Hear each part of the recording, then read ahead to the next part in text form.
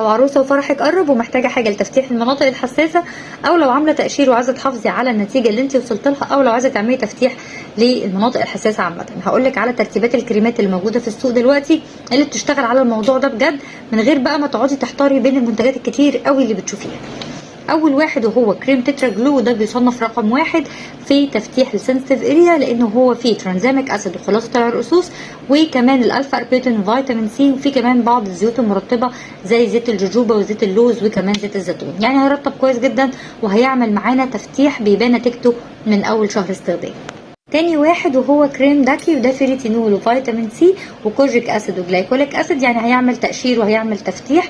النتائج بتاعته بتبان من 2 ل3 شهور، علشان كده قلنا ان هو بيصنف رقم 2 من ضمن كريمات التفتيح للسنسيتيف اريا. معايا اخر واحد وهو كريم كولاجرا، وده فيه ماده اسمها الهكسل ريسورسينول، ودي ماده بديله للهيدروكينون، وطبعا معروف ان الهيدروكينون من اعلى مواد التفتيح اللي موجوده في العالم كله، بس دي ماده بديله للهيدروكينون بدون اضرار الهيدروكينون.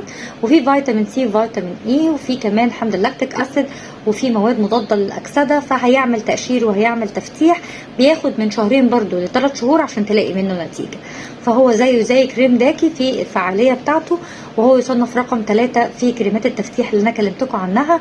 فعلى حسب المده اللي انت محتاجاها تقدري تختاري واحد من ال3 دول. النتائج بتاعتهم حلوه جدا، وتاثيرهم على البشره لطيف بدون اي اضرار خالص.